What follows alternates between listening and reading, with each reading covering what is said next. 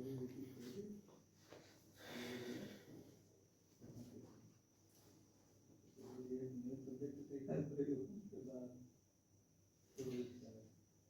Everyone, नमस्कार साथियों, स्वागत है आप सभी लोगों का आपके अपने YouTube चैनल पर। आइए आज का जो सेशन है इसको ज्वाइन करते हैं, एक बेहतर शुरुआत करते हैं। आज का जो सेशन है वो सामान्य हिंदी का रहने वाला है। यहाँ पर हम लोग हिंदी के महत्वपूर्ण प्रश्नों का अभ्यास करेंगे और अभ्यास के साथ साथ उन प्रश्नों पर विचार भी करेंगे।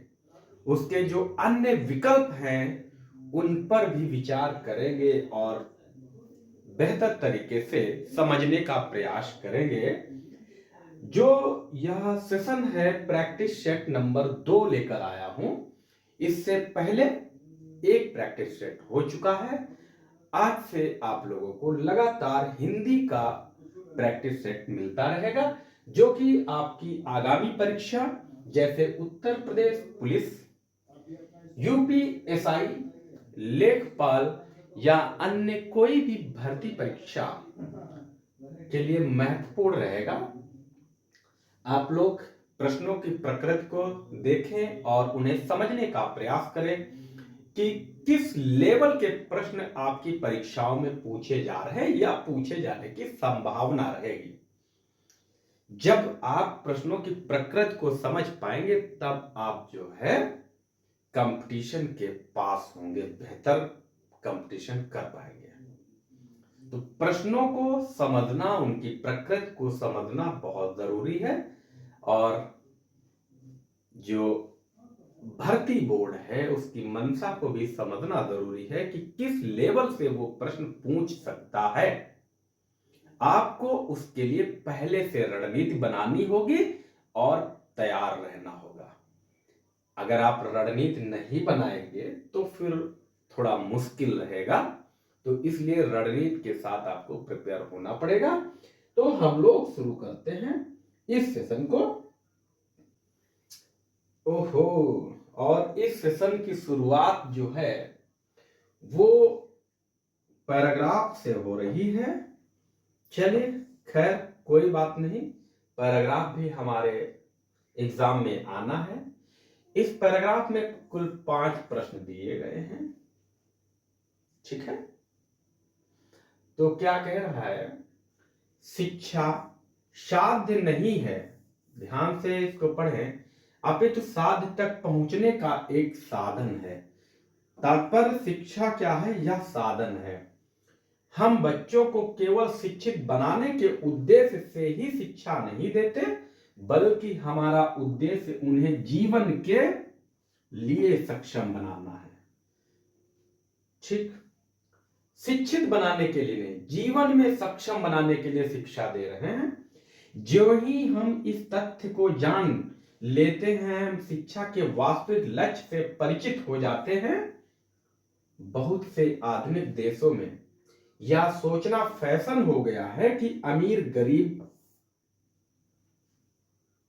चतुर मूर्ख सबको निःशुल्क शिक्षा देकर कोई भी समाज अपनी सब समस्याएं सुलझा सकता है। यह ट्रेंड चल गया है और एक परिपूर्ण राष्ट्र का निर्माण कर सकता है, परंतु यह काफी नहीं है। क्यों? क्योंकि हर व्यक्ति को शिक्षित कर देना ही उद्देश्य नहीं होना चाहिए।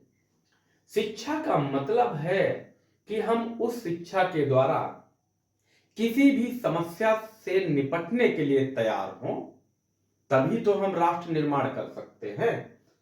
बाकी तो शिक्षा ले लेने से ही सब कुछ नहीं होता है। शिक्षा का उपयोग ज्यादा मायने रखता है, वही बात यहां पर समझाई गई है। चलिए, ऐसे देशों में हमें अनेक डिग्रीधारी नवयुवक बेरोजगार दिखाई पड़ते हैं। नवयुवक पढ़े लिखे डिग्रीधारी बेरोजगार क्यों? क्योंकि उन्हें अपनी शिक्षा की ताकत का भी अंदाजा नहीं है। या फिर वो उसका सही तरीके से उपयोग नहीं कर पा रहे हैं, या फिर उनको उपयोग करने के बेहतर अवसर नहीं प्रदान किए जा पा रहे हैं। तो बात वही है कि शिक्षा का सदुपयोग अभी बेहतर नहीं हो पा रहा है, क्योंकि वे हाथ से काम करने को हेय दृष्टि से देखने लगते हैं। यह भी बात सही है कि पढ़ा लिखा व्यक्ति काम करना पसंद नहीं करता है। इस परिप्रेक्ष्य में हमें अपनी शिक्षा व्यवस्था पर पुनर्विचार करने की बड़ी भारी आवश्यकता है।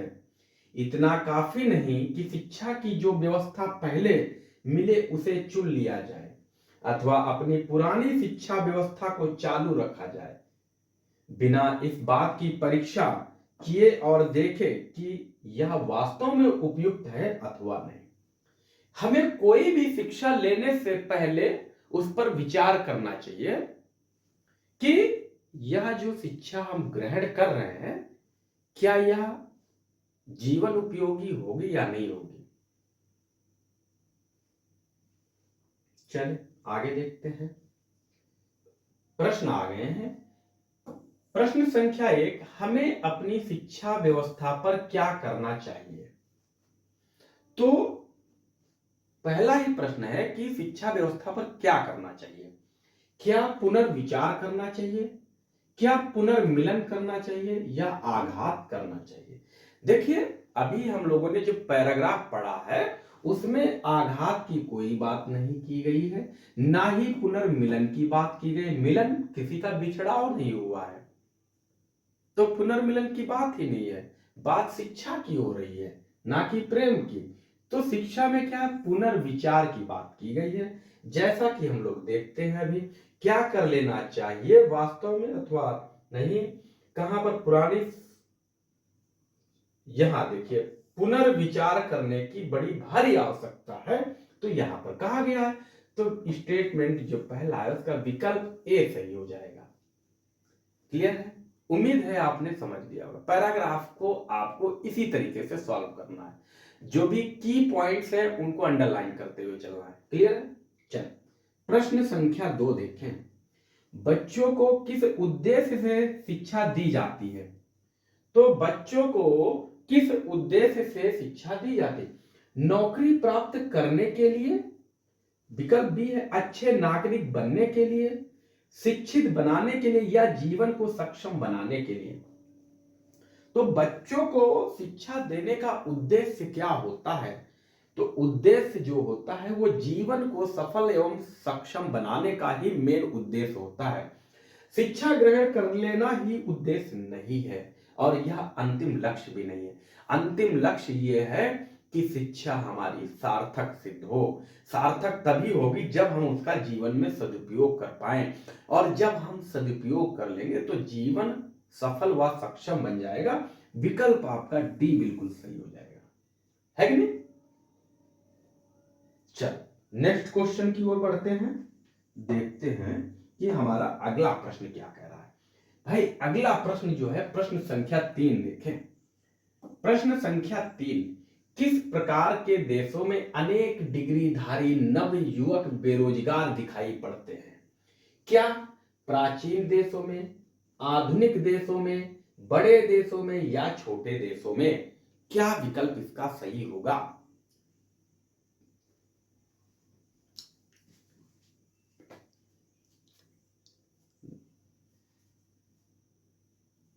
तो सही रहा है।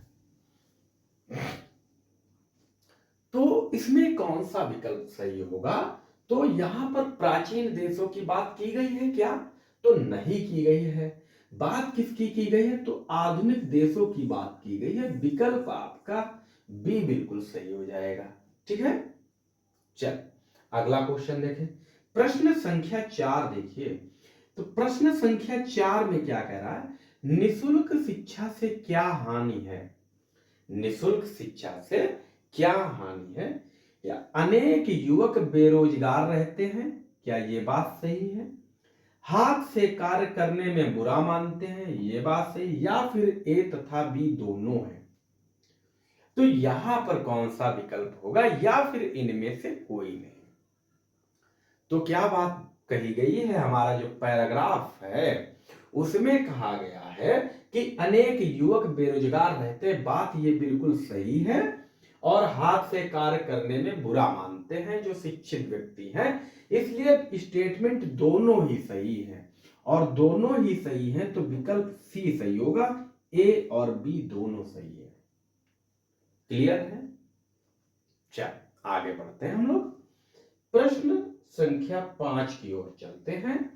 और प्रश्न संख्या 5, समाज की सभी समस्याएं दूर की जा सकती हैं, कैसे? तो इसके लिए जो विकल्प दिए हैं, सभी को शिक्षित कर, समाज का विकास कर, विकल्प सी जो है अमीरों को शिक्षित कर, या फिर गरीबों को शिक्षित कर। तो सभी समस्याएं कैसे दूर की जा सकती, यह आपको बताना है, आप लोग बताएं इसको। तो क्या होगा, यह तो एकदम सामान्य सा प्रश्न है, और सभी समस्याओं का एक ही हल है, शिक्षा। तो सभी को शिक्षित करके जो है समस्याएं दूर की जा सकती है। ठीक है, चल नेक्स्ट क्वेश्चन देखें, प्रश्न संख्या 6 देखिए। प्रश्न संख्या 6 में कह रहा है, हम नवीन भारत के सैनिक हैं। वाक्य में विशेष से है, विशेष से आपको बताना है क्या होगा, क्या सैनिक होगा, नवीन होगा, भारत होगा, या फिर हम होगा। तो क्या होगा, विशेष से क्या होगा?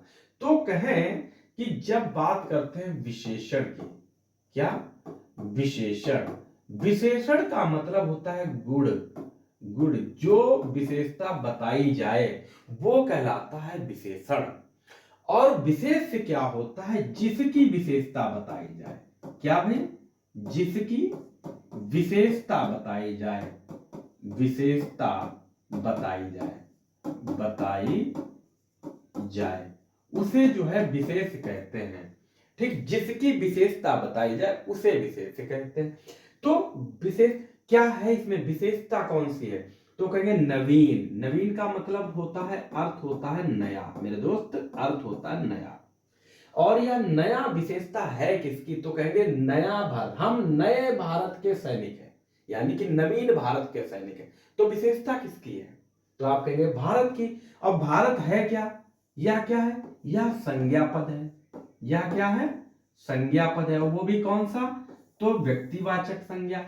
और विशेषण जो है वो संज्ञा या सर्वनाम की विशेषता बताने वाले शब्द होते हैं। तो आपका विशेष क्या हो गया मेरे दोस्त? तो कहेंगे भारत हो जाएगा, विकल्प सी हो जाएगा। कई बच्चों ने हम लगाया होगा जो कि गलत है ना? ठीक, एक चीज यहां पर और देखें कि अगर आपसे यहां विशेषण पूछा जाता कि विशेषण के प्रकार कितने होते हैं, तो क्या बताओगे? कहोगे विशेषण के 4 प्रकार होते हैं। कौन कौन से होते हैं? तो क्या बताएंगे? गुणवाचक विशेषण, संख्यावाचक विशेषण, सार्वनामिक विशेषण और परिमाणवाचक विशेषण। 4 प्रकार के आपके विशेषण होते हैं। ठीक है, क्लियर है?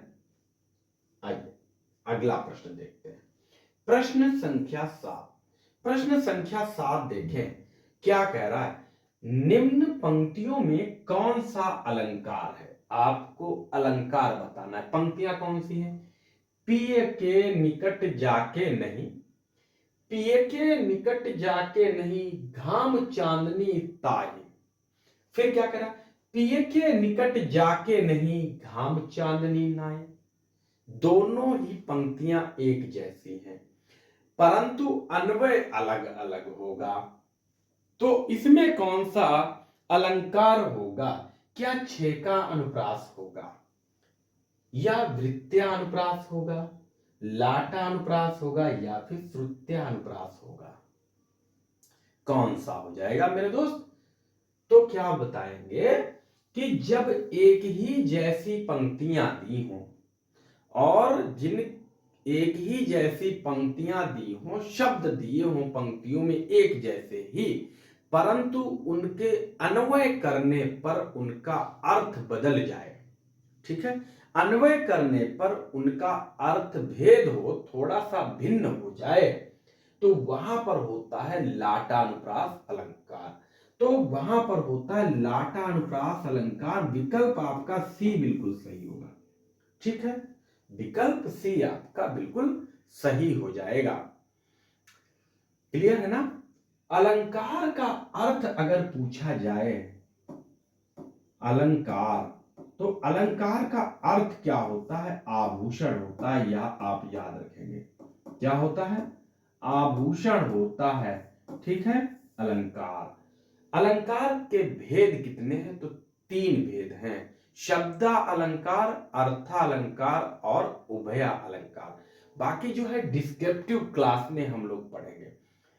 बेहतर अध्ययन करने के लिए आप चैनल को सब्सक्राइब कीजिए, हमें कमेंट कीजिए कि आपको क्या अध्ययन करना है।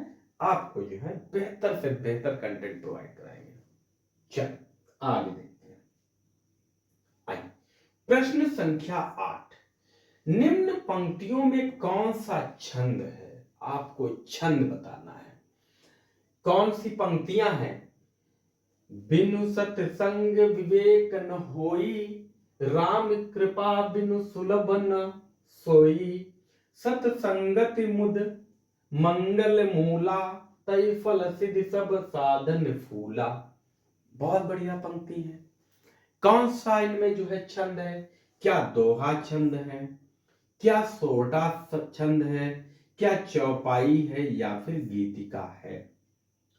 तो क्या होगा इसमें? बताएं आप लोग, कौन सा इसमें छंद होगा?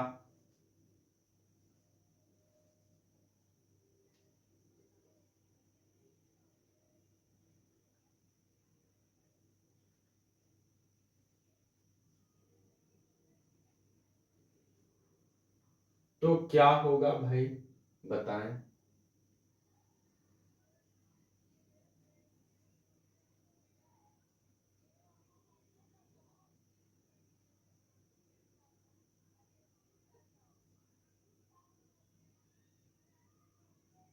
तो क्या होगा? तो पंक्तियों गिन लो। देखिए यहां पर एक एक मात्रा, यहां संत होगा, दो एक मात्रा, दो मात्रा, एक मात्रा, एक मात्रा, एक एक एक एक और दो। काउंट करें। दो एक तीन एक चार एक पांच छह सात आठ 10, 11 दो 13, 13 14 एक 15। गलत हुआ क्या कहीं पर? 15 16 मात्राएं होनी चाहिए इसमें।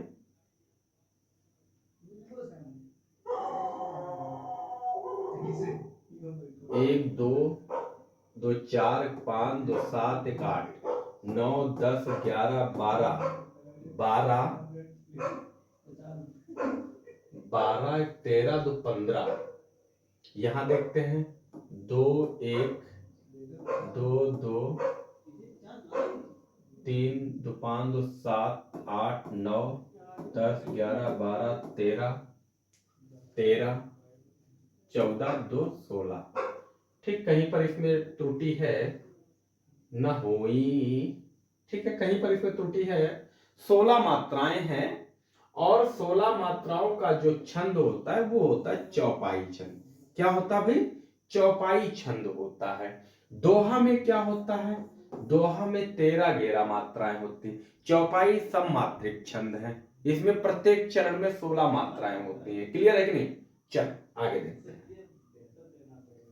प्रश्न संख्या 9 देखें। प्रश्न संख्या 9। निम्न वाक्यांश के लिए एक शब्द लिखिए जो अपने, वाक्यांश क्या है? जो अपने काम की जिम्मेदारी संभाले उसे क्या कहेंगे? क्या उत्तराधिकारी कहेंगे, क्या जिम्मेदारी कहेंगे, क्या उत्तराधिकारी कहेंगे, या फिर उत्तरदायी कहेंगे? कौन सा यहां विकल्प सही होगा? तो क्या बताओगे भाई? तो क्या बताओगे? कहेंगे जो अपने काम के प्रति जिम्मेदार हो उसे उत्तरदायी कहते हैं। विकल्प डी बिल्कुल सही होगा। चलिए प्रश्न संख्या 10 देखें। निम्न में से शुद्ध वाक्य छांटिए। आपको शुद्ध वाक्य छांटना है। आप लोग जो है इसमें पढ़ के बताएं कि कौन सा वाक्य सही दिया हुआ है। क्या ए वाला सही है, बी वाला सही है, या फिर सी सही, या फिर डी सही है? तो क्या बताएंगे?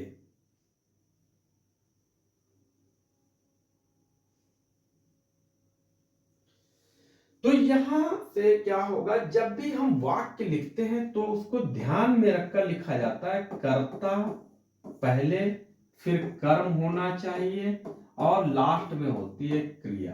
कर्ता, कर्म और क्रिया होगी। तो कर्ता कौन होगा? गुरु जी के चरणों में उसने। अब ये कर्ता है जिसने काम किया, तो ये तो गलत। और गुरु जी के चरणों में ये कर्म हो गया, यानी कि फॉर्मेशन ही गलत हो गया। तो यहां गलत हो गया पहला। उसने सिर झुकाया। अब यहां देखो क्या है, उसने, कर्ता, सिर झुकाया, ये क्रिया आ गई, गलत हो गया। रखना कैसे? कर्ता फिर कर्म फिर क्रिया। तो कर्ता, सिर झुकाया, क्रिया पहले आ गई। अब देखो उसने, ये क्या है? कर्ता। गुरु जी के, गुरु जी क्या? कर्म। गुरु जी के चरणों, ठीक है, ये कर्म हो गया। मैं सिर झुकाया, ये क्रिया हो गई। अर्थात हमारा विकल्प क्या सही होगा मेरे दोस्त? विकल्प डी सही हो जाएगा। ठीक है, चल नेक्स्ट क्वेश्चन की ओर बढ़ते हैं और देखते हैं कि प्रश्न संख्या 11 में क्या कहा गया है। तमोगुण का संधि विच्छेद है। तमोगुण का संधि विच्छेद क्या होगा? तम धन अवगुण होगा, तमोधन गुण होगा, तमाधन गुण होगा, या फिर तमाधन गुण होगा? कौन सा यहां विकल्प सही होगा? तो क्या हो जाएगा? तो कहेंगे कि यहां पर जो विकल्प सही होगा, विकल्प सी बिल्कुल सही होगा, तमाधन गुण हो जाएगा। ठीक है, विसर्ग के बाद जब कोई स्वर आता है, ठीक है, और जो आप लोग जानते हैं गुण स्वर वाले जो होते हैं, गुण संधि वाले, तो वो जब स्वर आएंगे तो उनका जो है परिवर्तन हो जाता है। विसर्ग का ओ, जब विसर्ग के बाद ऊ आएगा तो वो परिवर्तित किस में होगा? ओ में परिवर्तित हो जाएगा। ठीक है, अर्थात यहां पर विसर्ग संधि है। क्या है? विसर्ग संधि है। ठीक है ना, तमोगुण हो जाएगा। चल, बाकी विस्तृत अध्ययन यहां पर नहीं कर पाएंगे आप, विस्तृत अध्ययन विस्तृत क्लास में ही आप कर पाएंगे। ठीक है, चल प्रश्न संख्या 12 देखें। जिस क्रिया के व्यापार का फल कर्ता पर पड़े उसे कहते हैं। जिस क्रिया का, जिस क्रिया के व्यापार का फल कर्ता पर पड़े उसे क्या कहते हैं?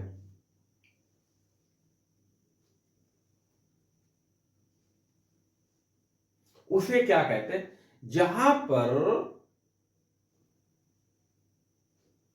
क्रिया, जिस क्रिया के व्यापार का फल, जब क्रिया का डायरेक्ट संबंध कर्ता से होगा तो फिर क्या होगा? वहां पर आकर्मक क्रिया होगी, विकल्प ए सही होगा। और जब क्रिया के व्यापार का फल कर्ता पर नहीं कर्म पर पड़े तो उसे साकर्मक क्रिया कहते हैं। कर्म के आधार पर क्रिया दो प्रकार की होती है, अकर्मक क्रिया और सकर्मक क्रिया। ठीक है, ध्यान देंगे। क्लियर है? चलिए प्रश्न संख्या 3 देखें, और प्रश्न संख्या 3 में कह रहा है इनमें से किस शब्द में व्यंजन संबंधी अशुद्धि है? आपको बताना है। तो यहां कुछ भी बताने की जरूरत नहीं, वाकीफ गलत लिखा है, ये होता है वाक, वाक धन ईस होता है। क्या होता है? वाक धन ईस होता है संधि विच्छेद, और जब इस शब्द को लिखा जाता है तो ये हो जाता है वागीस। क्या हो जाता है मेरे दोस्त? वागीस हो जाता है। ठीक है, यहां पर जो है व्यंजन संधि है, और व्यंजन शुद्धि ही जो है, व्यंजन संबंधी ही अशुद्धि है। वाकीस नहीं होगा, वागीस होगा। बाकी सारे ही सही लिखे हैं। प्रश्न संख्या 14 देखें। किस विकल्प में कर्मधारय समास नहीं है? क्या बताएंगे? कर्मधारय समास किस विकल्प ने नहीं दिया है? क्या महात्मा में नहीं है, काला सांप में नहीं है, गजानन में नहीं है, या नील कमल में नहीं है? कर्मधारय समास का मतलब क्या है? कि ऐसा समास जिसमें एक पद क्या हो? एक पद विशेषण हो और दूसरा पद विशेष से हो, यानी कि पहला पद विशेषण दूसरा पद विशेष से हो, तो वहां पर जो है कर्मधारय समास होता है।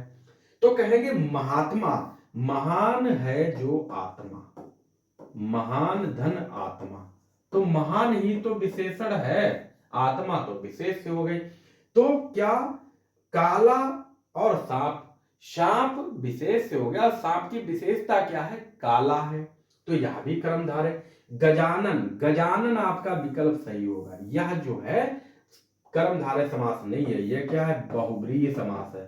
क्या है भाई, बहुब्रीहि समास है। बहुब्रीहि समास में क्या होता है, तीसरा पद प्रधान होता है। क्या, तीसरा पद प्रधान होता है, ठीक है, बहुब्रीहि समास। अर्थात गजानन जो है ये किसका पर्यायवाची है, तो कहेंगे गणेश की बात कर रहा है। क्या, गणेश की बात कर रहा है, ठीक है, अर्थात ये कहे जिसका पर्यायवाची बन जाए। क्लियर है, चल। और नील, कमल, कमल नीला है, ये विशेषता है। चलिए अगला क्वेश्चन देखें। प्रश्न संख्या 15 देखिए भाई, प्रश्न संख्या 15 में क्या कह रहा है, निम्नलिखित में से विशेषण चुनिए। आपको विशेषण चुनना है, तो क्या होगा, यहां पर विशेषण क्या होगा, क्या भलाई होगा, मिठास होगा, थोड़ा होगा या स्वयं होगा, तो विशेषण क्या होगा। तो क्या बताना है, कहेंगे भलाई, मिठास और स्वयं, ये जो है ये क्या है, भलाई और मिठास क्या है, तो ये तो भाववाचक संज्ञा हो गई, है ना, और स्वयं निजवाचक है। थोड़ा क्या है, ये है परिमाणवाचक विशेषण। क्या है, परिमाणवाचक, परिमाणवाचक विशेषण है, परिमाणवाचक ये विशेषण है, ठीक है, अर्थात विकल्प आपका सी सही हो जाएगा। प्रश्न संख्या 16 देखें। किसी से कोई संबंध ना रखना, ये मुहावरा दिया है। किसी से कोई संबंध ना रखना अर्थ किस लोकोक्ति में निहित है, इन लोकोक्ति का अर्थ बताना है। सब किसी से कोई मतलब ना रखना, तो क्या कहेंगे इसके लिए, लेना एक न देना दो। किसी से लेना ही देना नहीं, कोई मतलब नहीं है, लेना एक ना देना दो। क्या बात समझ में आ गई, ठीक, चल आइए नेक्स्ट क्वेश्चन की ओर बढ़े। प्रश्न संख्या 17, और प्रश्न संख्या 17 में क्या कह रहा है कि अर्धनारीश्वर, अर्धनारीश्वर नामक उपन्यास के रचयिता कौन है। अर्धनारीश्वर उपन्यास के रचयिता कौन है, क्या धर्मवीर भारती है, क्या राही मासूम रजा है, क्या विष्णु प्रभाकर है या फिर निराला है, इसका कौन सा विकल्प सही हो जाएगा।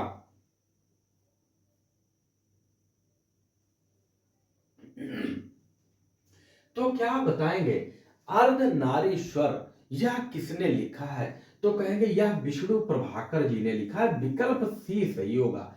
अर्धनारीश्वर है क्या, तो कहेंगे यह जो है उपन्यास है, लिखा भी है, क्या है यह उपन्यास है, और इस उपन्यास के लिए मिला है, क्या भी मिला है, एक पुरस्कार मिला है।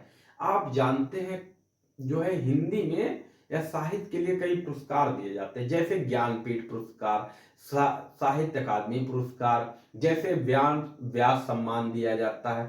तो कौन सा इसमें मिला है अर्धनारीश्वर को, तो आप बताएंगे क्या कि मिला है साहित्य अकादमी पुरस्कार। क्या मिला है, तो कहेंगे साहित्य अकादमी पुरस्कार मिला है। इस उपन्यास को साहित्य अकादमी पुरस्कार मिला है, पुरस्कार, और यह कब मिला है, तो बताएंगे 1993 1993 में मिला है विष्णु प्रभाकर को। अर्धनारीश्वर बहुत महत्वपूर्ण पॉइंट है ये प्रश्न, इसे आप जो है स्टार लगा के याद रखें, नोट कर लें अगर भूलने के चांसेस हैं तो, अन्यथा याद रखें। अगला जो रचना है, चांद का मुंह टेढ़ा, चांद का मुंह टेढ़ा, यह किसकी रचना है, बहुत महत्वपूर्ण रचना है, इसे भी आप लोग स्टार लगाएंगे।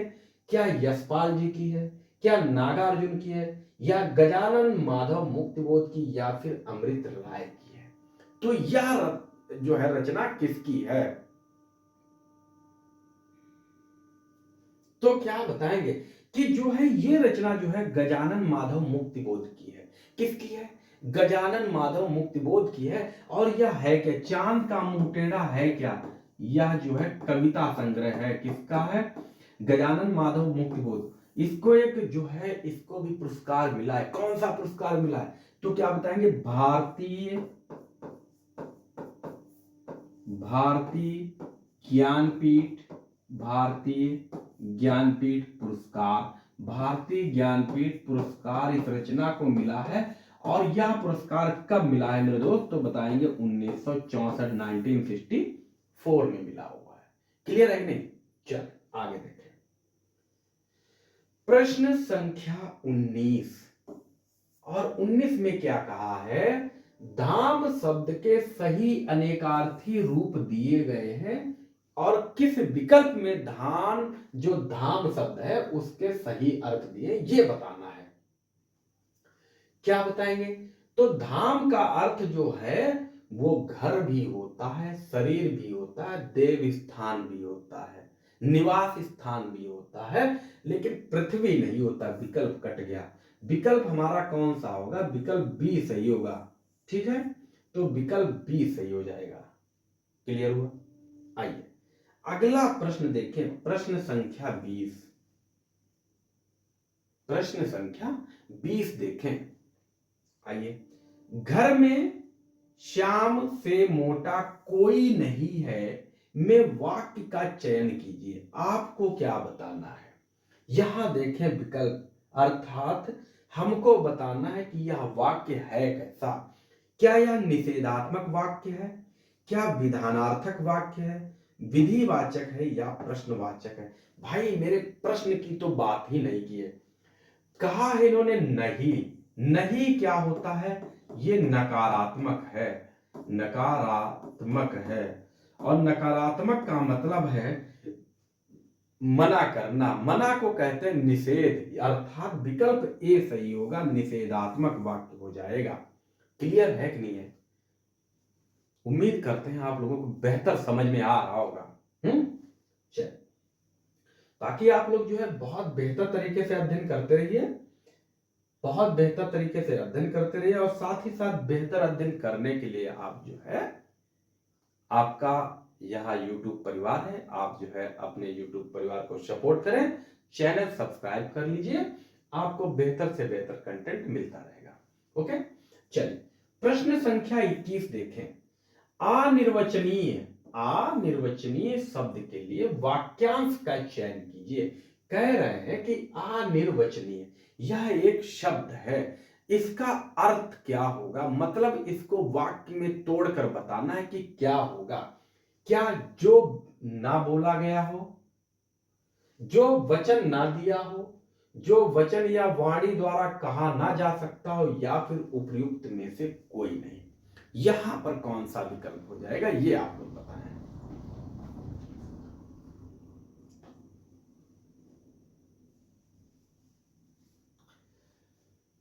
तो क्या बताएंगे? कहेंगे जो वचन या वाणी द्वारा कहा ना जा सके, अनिर्वचनीय, कहा ना जा सके, अर्थात विकल्प सी सही होगा। क्लियर है? प्रश्न संख्या 22 देखें। लड़का धनपन से बने विकल्पों में से सही विकल्प को चुनिए। तो कहेंगे लड़का धन पन को जब आप जोड़ देंगे तो क्या हो जाएगा? तो हो जाएगा लड़कपन हो जाएगा। विकल्प सी सही होगा, ये आप सभी लोगों को पता होगा। ठीक है, प्रश्न संख्या 23 देखें। और प्रश्न संख्या 23 में क्या कह रहा है कि माता डैश पिता में समास बताइए। यहां पर आपको समास बताना है कि कौन सा समास होगा। क्या कर्मधारय समास होगा, क्या बहुब्रीहि समास होगा, द्वंद्व समास, या फिर द्विगु समास होगा? कौन सा हो जाएगा? आप बताएं भाई, आप बताएं। कि जब भी डैश दिया होगा, माता और पिता, भाई और बहन, अर्थात एक दूसरे के विलोम लिखे होंगे, तो वहां पर डैश लगेगा या फिर और लगेगा, तो वहां पर होगा द्वंद्व समास होगा। विकल्प जो है सी सही होगा। जहां पर दोनों पद प्रधान हो, माता और पिता दोनों का अस्तित्व दिया है, दोनों पद प्रधान है, तो द्वंद्व समास होगा। ठीक है, क्लियर है कि नहीं है? समासों की संख्या अगर पूछी जाए तो 6 होते हैं। कौन कौन से होते हैं तो क्या बताओगे? कर्मधारय समास, बहुव्रीहि समास, द्वंद्व समास, द्विगु समास। एक होता है तत्पुरुष समास, तत्पुरुष समास होता है, ठीक है, तत्पुरुष समास होता है। और एक और होता है कर्मधारय समास, कर्मधारय समास। ठीक, तो टोटल 6 हो गए। ठीक है ना? बेहतर अध्ययन करने के लिए आप जो है अपने YouTube चैनल को सब्सक्राइब कीजिए। प्रश्न संख्या 24, घृणा शब्द के सही अनेकार्थी रूप दिए गए विकल्पों में से छांटिए। कह रहा है जो शब्द दिया है घृणा, और इस घृणा शब्द के अनेकार्थी रूप किस विकल्प में दिए हैं ये आपको बताना है। क्या बादल और घिन होगा? क्या इंद्रपुत्र और बादल होगा? तो देखिए, घृणा का एक अर्थ आपको पता होगा, क्या? घिन होता है, अर्थात यह भी हो सकता है, यह भी हो सकता है, लेकिन ये नहीं, अर्थात बी नहीं हो सकता, डी नहीं हो सकता। क्लियर है कि नहीं? अब यहां आप जो है रिस्क ले सकते हैं, ठीक, घृणा, लेकिन थोड़ा सा रिस्क। और एक और अर्थ इसका होता है बादल, तो विकल्प आपका ए सही हो जाएगा। क्वेश्चन का जो आंसर सही टिक करने के लिए आपको एलिमिनेट करना आता हो कि आप विकल्प को हटाएं कैसे, फिर आप रिस्क भी ले सकते हैं।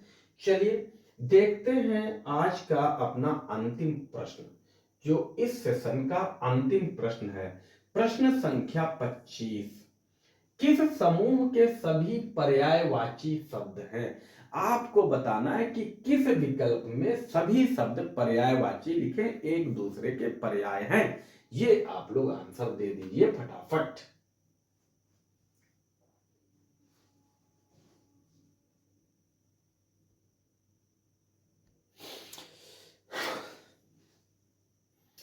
तो क्या बताएंगे?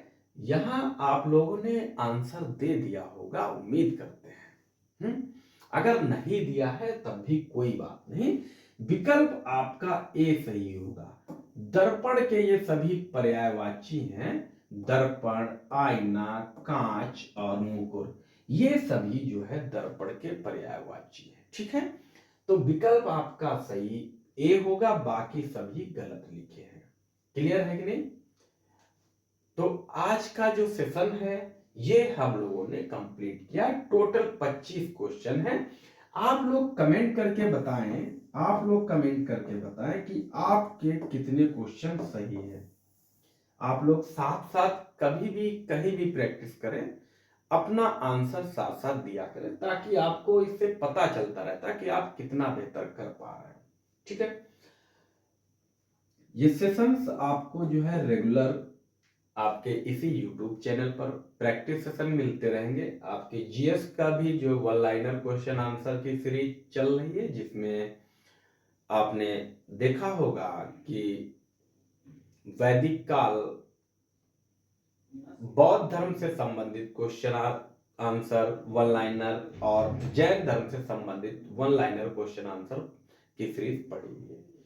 बहुत बेहतर क्वेश्चन आंसर हैं, आप उनको रिवाइज कर लीजिए। बहुत कम समय में फास्ट रिवीजन वहां पर है, आप लोग उसको कीजिएगा। अगर नहीं देखा है तो आप लोग चैनल पर जाकर देख लीजिए। इसके अलावा हिंदी के बहुत सारे वहां पर वीडियोस पड़े हुए हैं, उनको भी आप लोग देखिए, काफी हद तक आपको फायदा मिलेगा। आप जो है अगर नए हैं इस चैनल पर, तो आप लोग जो है चैनल को सब्सक्राइब कर लीजिएगा, ताकि आपको जो है हर एक नोटिफिकेशन आपको मिलती रहे, नई अपडेट जब भी आपका चैनल से कोई नया वीडियो आए तो आपको मिल जाए, वो पहुंच जाए। ठीक है, बाकी जो है आपके ये क्लासेस सभी परीक्षाओं के लिए बहुत ही बेहतर तरीके से चलते रहेंगे। ठीक है ना? चलो, बाकी हम लोग मिलेंगे अगले सेशन में। तब तक आप लोग अपना ध्यान रखें और बहुत बेहतर तरीके से अध्ययन करते रहिए। अध्ययन आप लोग जरूर करते रहिए, क्योंकि समय ज्यादा नहीं होता है, कब यूं ही गुजर जाएगा कुछ भी पता नहीं चलेगा। आप बस यूं ही देखते रहेंगे हम लोग और परीक्षा आ जाएगी। तो समय को बिल्कुल ना गंवाएं, ठीक है। बेहतर से बेहतर अध्ययन करते रहें और जो है आप अपना कीमती समय आप अपने YouTube चैनल को जरूर दें। बाकी आप लोग वीडियो अच्छा लगा है तो लाइक कीजिएगा, अपने फ्रेंड को शेयर कर दीजिएगा और सपोर्ट कीजिएगा, सब्सक्राइब कीजिएगा, अपने फ्रेंड से सब्सक्राइब करवाइए, है ना। ठीक है, ओके। तो मिलेंगे अगले सेशन में, तब तक के लिए बाय बाय। आप लोग ध्यान रखें। जय हिंद।